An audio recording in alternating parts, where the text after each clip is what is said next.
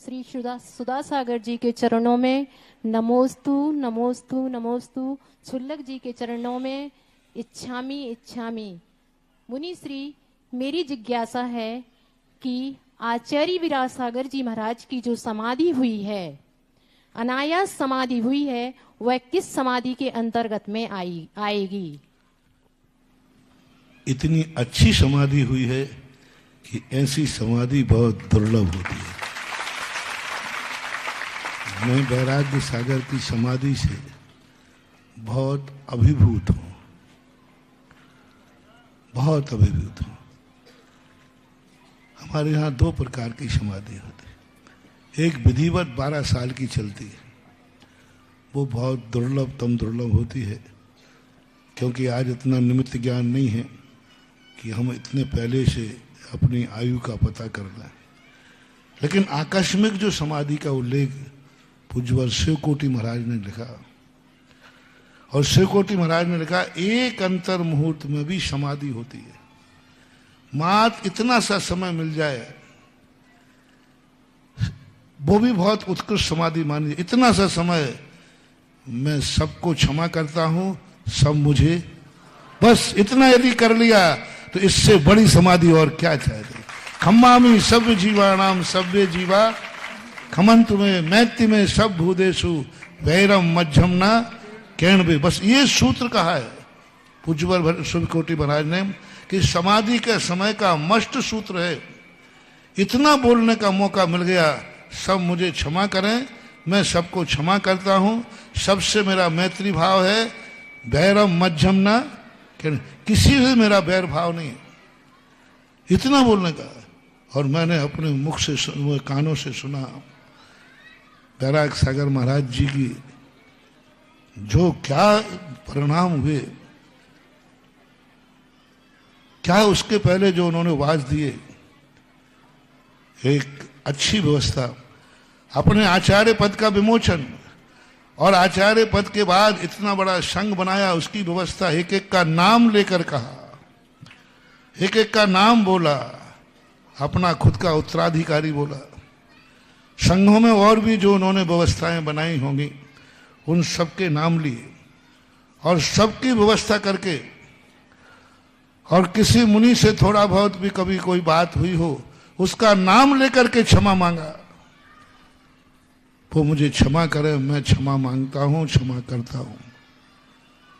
बहुत बहुत मैं कहता हूं मानव, संसार का हर व्यक्ति को उत्कृष्ट 12 साल की समाधि का मौका मिले या नहीं मिले, लेकिन आकस्मिक भी यदि मृत्यु आए तो इतना मौका तो मिल जाए जितना कि वैराग सागर महाराज को मिला।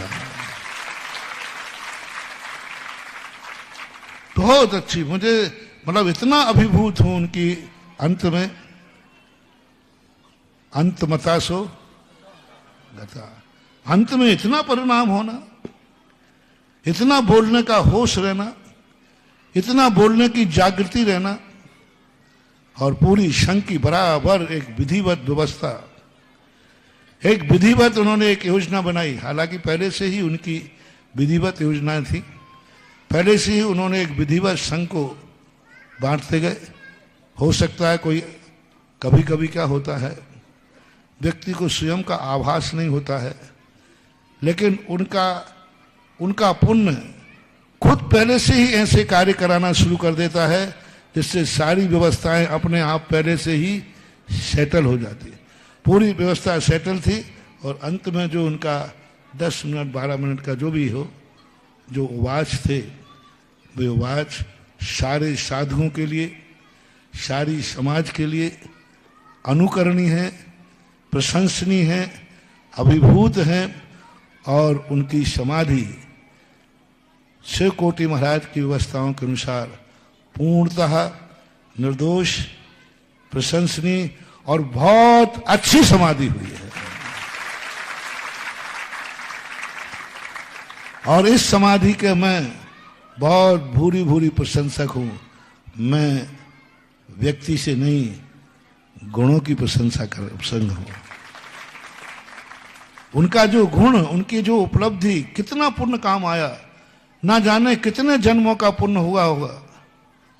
जो अंत तक उनको होश रहा। कितने जन्मों का पुण्य आया होगा जो अपने मरण समाधि के पहले अपने संघ की एक एक नाम लेकर व्यवस्था करना। कितना बड़ा पुण्य किया होगा कि अंत में सारे संसार से क्षमा मांगना और क्षमा करना। ये दुर्लभतम दुर्लभ है। अपन सब भावना भाई कम से कम और समय मिले या नहीं मिले, लेकिन क्षमा करने का और क्षमा मांगने का समय मिल जाए तो समझ लेना हमारा जीवन धन्य हो गया। बहुत अच्छा प्रश्न था और बहुत मैं 2-3 दिन से उनके इस प्रकार की स्थिति को देखकर बहुत अभिभूत हूँ, उनसे बहुत अनुरागित हुआ और उनकी इस जो अंत में प्रोसेस हुई वो प्रोसेस सबके लिए अनुकरणीय है। ऐसा मेरा व्यक्तिगत विचार है, ये मेरा व्यक्तिगत भावना है। आप अंत नहीं